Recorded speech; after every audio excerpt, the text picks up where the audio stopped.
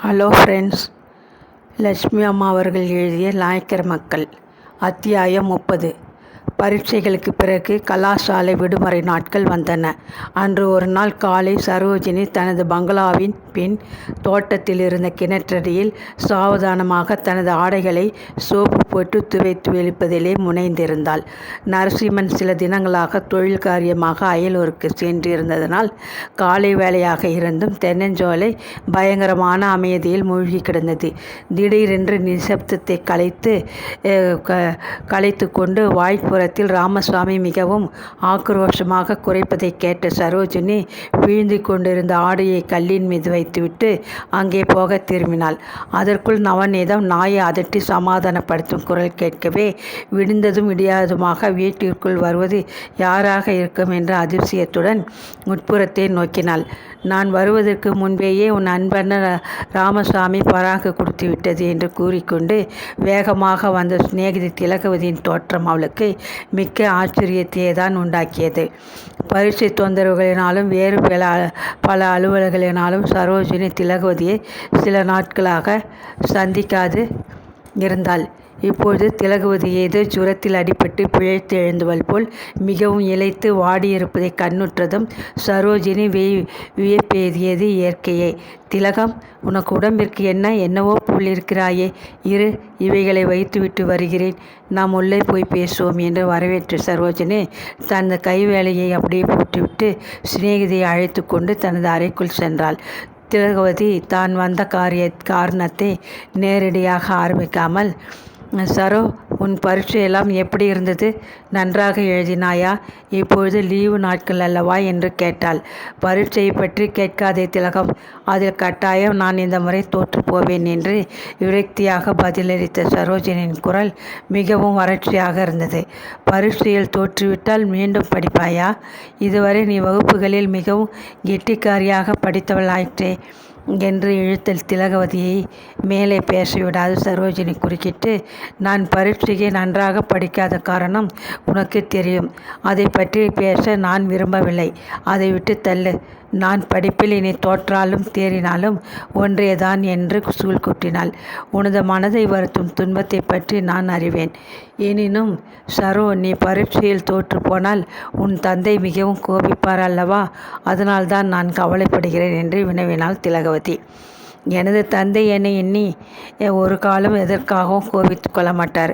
அவருக்கு என் மீது திடீரென்று இவ்வளவு காலமாக இல்லாத பாசம் ஒன்று, அன்பு ஒன்று பெருகி கொண்டு எழுந்துவிடவில்லை. நான் அவரது இஷ்டப்படியே செய்வதாக ஒப்புக்கொண்டு விட்டேன். அதனால் அவர் என் மீது இப்பொழுது கொஞ்சம் பிரியமாக கூட இருக்கிறார் என்றால் வெறுப்புடன். அவர் இஷ்டப்படி செய்வதாக ஒத்துக்கொண்டாயா? அப்படி என்றால் என்று திகிலுடன் கேட்ட திலகவதி தன் சிநேகிதியின் முகத்தை வியப்புடன் உற்று பார்த்தாள். எனது தந்தை என்னை மதன கோபாலனுக்கு மனம் செய்வித்து கொடுக்க விரும்புகிறார் என்பதுதான் உனக்கு முன்னமே தெரியுமே. நான் அவர் இஷ்டப்படியே மதன கோபாலனை மணப்பதாக சில நாட்களுக்கு முன்பு எனது சம்மதத்தை தெரிவித்து விட்டேன். இன்னும் கொஞ்ச நாட்களில் உனக்கு திருமண அழைப்பு வரும் என்று கூறிவிட்டு வறட்சியாக மெல்ல நகைத்தாள். திலகவதிக்கு ஏற்பட்ட திகைப்பில் சில நிமிஷம் அவளுக்கு பேசவே ஒன்றும் தோன்றவில்லை. பிறகு ஆச்சரியம் மிகுந்த குரலில், என்ன சரோ, நீ சொல்வது வாஸ்தவமா?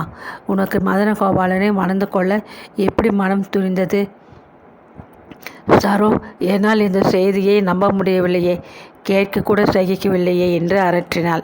இன்னும் சில தினங்களுக்கு முன்பு வந்து நீ என்னிடம் இப்படி பேசியிருந்தால் நான் பதில் அளிக்கும் முன் கண்ணீர் விட்டு கதறி அழுது இருப்பேன். ஆனால் திலகம், எனது துயரம் வரம்பு கடந்ததாக போய்விட்டதனால் இப்பொழுதெல்லாம் எனக்கு அழுகை கூட வர மறுத்து விடுகின்றது. மோகனரங்கனது அன்பு இல்லை என்று நிச்சயமான பின்பு எனக்கு வாழ்க்கையில் பற்றேற்றுவிட்டது. மதன கோபாலனையோ அல்லது மண்ணாங்கட்டி கோபாலனையோ யாரை மணந்து கொண்டாலும் இனி எனக்கு ஒன்றுதான். மோகனது அன்பு மட்டும் உறுதியாக இருந்திருந்தால் நான் அந்த விவாகத்திற்கு உடன்பட்டிருக்கவே மாட்டேன். அழுதோ பிடிவாதம் செய்தோ தர்க்கித்தோ என் தந்தையை எதிர்த்து புரட்சி பண்ணியிருப்பேன். மோகனே என்னை வேண்டாம் என்று உதறிவிட்ட பொழுது எனது எதிர்ப்பு சக்தியெல்லாம் செத்து மடிந்து விட்டது. நான் நடைப்பிடமாகி உணர்ச்சியற்ற கட்டையாக மாறிவிட்டேன். பாவம், ஒவ்வொரு சமயம் எனக்கு மதன கோபாலனை நினைக்கும் பொழுது கொஞ்சம் பரிதாபம் கூட ஏற்படுகின்றது. ஏதோ கிடைக்க மாட்டாத அரிய வரன் தமக்கு கிடைத்து விட்டதாக அவர் எண்ணிக்கொண்டு இருமாந்திருக்கிறார். தாம் மணக்கப் போகும் பெண் உயிரும் உணர்ச்சியும் அற்ற ஒரு நடைப்பினம் என்பது அவருக்கு தெரியாது. சரோஜினியின் காதல் வாழ்வு இப்படி அஸ்தமித்து விட்டது என்று நீ வருந்துகிறாயா? திலகம், வேண்டாம். உன் மனத்தை என் பொருட்டு நீ சிறிதும் சஞ்சலத்தில் ஆழ்த்தி கொள்ள தேவையில்லை. எனக்கே என் மீது இரக்கமில்லை. அப்படி இருக்கையில் நீ எதற்காக எனக்காக இரக்கமடைய வேண்டும்? அசடே, ஏன் கண்ணீர் விடுகிறாய்? என்னை பார். பலிபீடத்திலே துணிந்து தலையை கொடுக்க சித்தமாயிருக்கும் நான் ஒரு சொட்டு கண்ணீர் விடவில்லை பார் என்று கூறி சோகத்துடன் சிரித்தாள் சரோஜினி. கண்களை துடைத்து கொண்ட திலகம் சரோஜினியின் கரங்களை பற்றி கொண்டு, சரோ, இவ்வளவு கூறிய உன்னிடம் நானும் ஒன்று சொல்லி ஆறுதல் பெறதான் ஓடோடியும் வந்தேன். உன்னைப் போல் என் மனம் இன்னும் அந்த ஏமாற்றத்திலிருந்து விடுபட்டு உறுதியை அடையவில்லை. எனது இருதயம் சுக்கலாக வெடித்து விட்டது. எங்கேயாவது குளத்திலோ அல்லது நதியிலோ விழுந்து உயிரை விட்டுவிட்டால் கூட தேவலை என எண்ணும்படி துக்கம் என் மனதை பிழைக்கிறது. சரோ, உன்னையன்று யாரிடம் நான் என் மன கஷ்டத்தை கூறிக்கொள்ள முடியும்? தாயும் தந்தையும் மற்ற அனாதே நான் என்று கூறிவிட்டு விம்மியாழத் தொடங்கிவிட்டாள். அவளது உள்ள துயரத்தை ஊகிக்க முடியாத சரோஜினி வியப்புடன் சிநேகிதியின் முகத்தை நிமிர்த்தி, இது என்ன திலகம், நீ கூட கண்ணீர் வடிக்கும்படி என்ன நடந்தது? விவரமாக சொல்லேன் என்று பரிவுடன் வினவினாள். ஆமாம், நான் கண்ணீர் விட்டு காட்டுவது உனக்கு வியப்படையதான் உண்டாக்குகிறது. தாயும் தந்தையும் மற்ற பெண் என்ற காரணத்திற்காக பாவம் அத்தையும் அத்தை புருஷனும் என் மீது அன்பையே பொழிந்து வளர்த்தார்கள். நான் இப்படி மனம் உடைய அழுது நீ இதுவரை பார்த்ததில்லை. ஆதலால் உனக்கு ஆச்சரியமாகத்தான் இருக்கிறது. சரோ, சுருங்க கூறிவிடுகிறேன். இப்போது நீ தற்சமயம் இருக்கும் அதே நிலையில்தான் நானும் இருக்கிறேன். 2 வார காலமாக எங்கள் வீடு நீர்த்துளிப்பட்டு கொண்டிருக்கிறது. என் அத்தான் வசந்தகுமாரன் என்னை மணந்து கொள்ள மறுத்து நடக்கவிருந்த விவாகம் அதனால் நின்றுவிட்டது என்றால் துக்கத்துடன் திணறியபடி. என்ன, உண்மையாகவா? ஏன் என்று இரக்கமும் ஆச்சரியமும் மேலவங்க விசாரித்தாள் சரோஜினி. அப்பாவுக்கும் பிள்ளைக்கும் இந்த விவாக விஷயமாக ஏக ரகளை. திலகத்தை ஏன் கட்டிக்க மறுக்கிறாய் என்று அத்தானின் அப்பா காரணம் கேட்கிறார். அத்தானோ காரணம் கூற முடியாது என்று பிடிவாதம் செய்கிறார். அத்தையோ பிள்ளைக்கும் கணவருக்கும் இடையே என்ன செய்தால் நிலைமையை சமாளிக்கலாம் என்று தெரியாது தவித்து கொண்டு இருக்கிறாள். அத்தானுக்கும் அவர் தந்தைக்கும் நேற்று இரவு கூட ஒரு பெரிய சண்டை நடந்தது. என்னை மணைந்து கொள்ளாவிட்டால் சொத்தில் ஒரு தம்படி கூட தான் தர முடியாது என்று தந்தை கர்ஜித்தார்.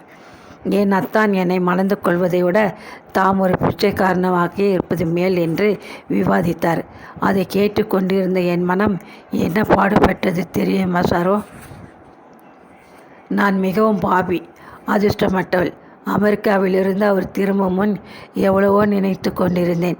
என் கனவு வீண் பகல் கனவாகியது என்று முடிக்க முடியாது தேம்பி எழுதாள் திலகவதி. இப்படி உன் அத்தானுக்கும் மனம் திடீரென்று மாறியதற்கு காரணம் என்னவாம்? இதையெல்லாம் என்னால் கொஞ்சம் கூட நம்பவே முடியவில்லையே திலகம் என்று அங்கலாய்த்து கொண்டாள் சரோஜினி. நாம் படித்த பெண்கள்தான், வயது வந்தவர்கள்தான். இருந்த போதிலும் உலக அனுபவம் என்பது நமக்கு கொஞ்சம் கூட கிடையாது சரோ. உலகத்தில் யாரை நம்பக்கூடாதோ அவர்களை எல்லாம் சற்றென்று நம்பி விடுகிறோம், ஏமாந்து விடுகிறோம். இதற்கு தான் நமக்கு வீட்டில் அவ்வப்பொழுது அறிவு போதிக்க பெரியவர்கள் யாராவது இருக்க வேண்டும் என்று சொல்கிறார்கள். நானும் நீயும் அது விஷயத்தில் ஒன்றானவர்கள். மோகனரங்கன் மீது நீ காதல் கொண்டது சரி என்றோ தப்பு என்றோ உனக்கு எடுத்து புத்தி சொல்ல உன் வீட்டில் தாயோ அன்பான தந்தையோ உனக்கில்லை. சிநேகிதிகள் என்று எல்லோரையும் நம்பி மிகவும் நெருங்கி பழகக்கூடாது என்று எடுத்து சொல்ல எனக்கு அன்னையோ ஒரு அக்காவோ கிடையாது.